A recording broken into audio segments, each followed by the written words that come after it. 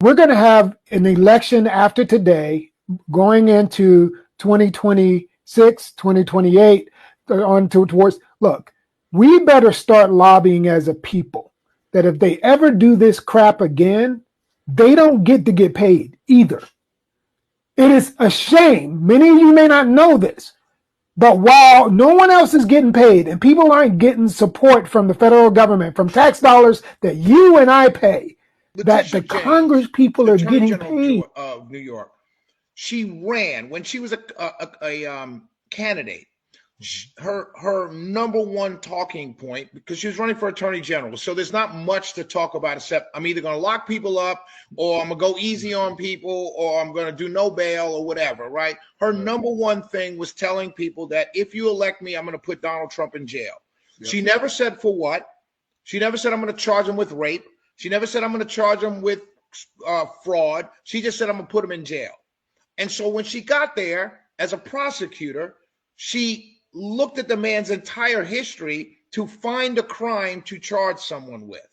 That's egregious. I mean, she's probably directly responsible in Congress for about $400 million of federal money coming into the state.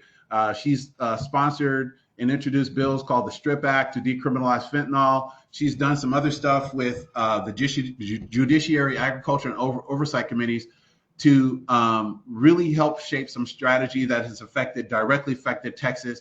And despite the fact that she's a Democrat, she's been working with the energy sector to figure out how to improve clean energy funding in Texas, which has actually taken root, as well as trying to get emissions down. So she's done a lot for the short time she's been in Congress. Could she have done more? And could she have been more progressive? I think so, but her record is actually pretty good. And House.gov, if you want to look at it, you can look up every legislator's accomplishments in House.gov and find out for yourself exactly what bills she sponsored and where those bills went and all the other things that she's done that are what he was highlighting. And this is what kicked off the Poor People's Campaign was after that conversation. What it was he realizes that although he had fought for dignity of African Americans, he realized even with the wins that we've gotten at that point, when he's having this realization, he realized I've got him there with no economics inside of a capitalistic society. So it wasn't that he was disagreeing with integration in itself. He realized I've integrated the burning. He actually house looked at all the nerds out there, capitalism. all the people who felt like they had a grievance, including Elon Musk, who is a big nerd who comes from a grievance country called South Africa when it comes to white folks with, a grievance about stuff when they got caught and they had to give away the illegal theft that their parents were involved with. So this is a revenge presidency. And he rallied the country. He built the grassroots organization that Bernie used, that Barack used, that many other outside the mainstream party apparatus used. Trump used it in many ways. This outside of the party apparatus. That's what A group of people. So let's not jump up and down about how well Atlanta's doing at reaching its 25-30% black-owned businesses getting contracts, because it's somewhere in the teens right now, 40 years later, and it's a black city. So let me digress really quickly. A black-run city of all Democrats. Why do you still need this program? Why every contract should be black-owned if you're a black-owned city? So that tells me a lot about what we're talking about here, because if you're running things, there should be no other people getting those contracts. And if you're afraid of losing those contracts due to the loss of DEI, then you've messed up the last 50 years of getting in control and moving economics. Civil rights leaders, forefathers, they didn't argue that we should be less than and then allowed to come in at a less than great standard, or to lower the bar about what is acceptable when it comes to performance, innovation, creativity, etc. But that's what DEI has lately argued for the past 20 years. And so in that way, it's good that DEI is gone, because we didn't argue for the functional aspect of diversity. That's what we need to renew our argument for. So I'm gonna tell you this real quick. They were factually DEI has not played out in the way that you just suggested, Leo. Now, what happened was, let's just go a real quick history. In the 70s, when there's actually, they find out the government's actually going to put some teeth behind some equal protection when it comes to affirmative action, right? When they find that, we start getting the court cases.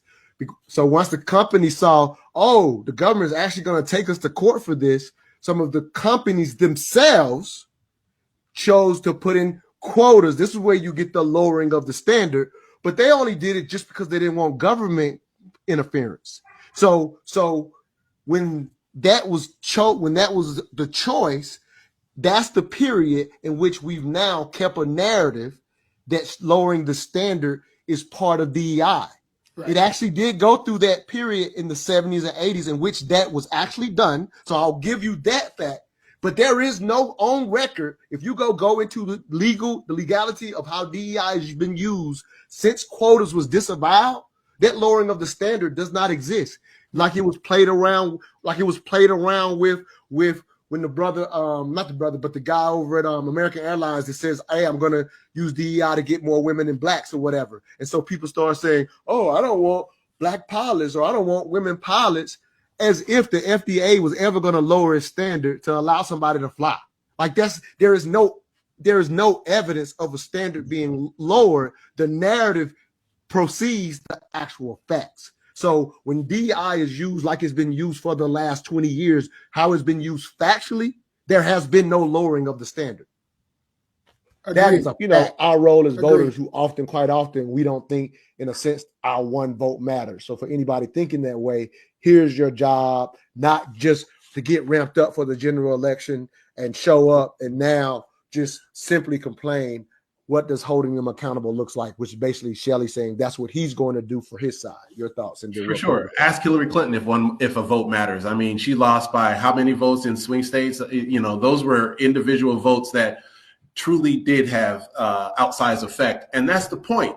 The point is that as a voter, you have power. Sometimes we forget that because we see all this big money. Elon Musk throws out $275 million in like 3 months. And we think, how can I compete with that? He was competing with you, not the other way around. You're not competing with him. He's trying to figure out how he can influence you, the voter. You have the power. And once the vote is cast, they've got to prove all the time. And Shelley's got a platform where he can call people out, and he will call them out. I have no doubt in my mind that if he's displeased, the radio waves will echo his displeasure. And that's how it should be for every single voter.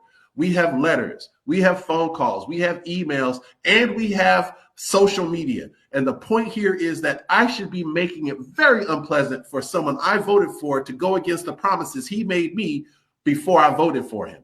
Absolutely. Once that's true, we can start to see change. We can actually affect the trajectory of a politician while they're in office between votes simply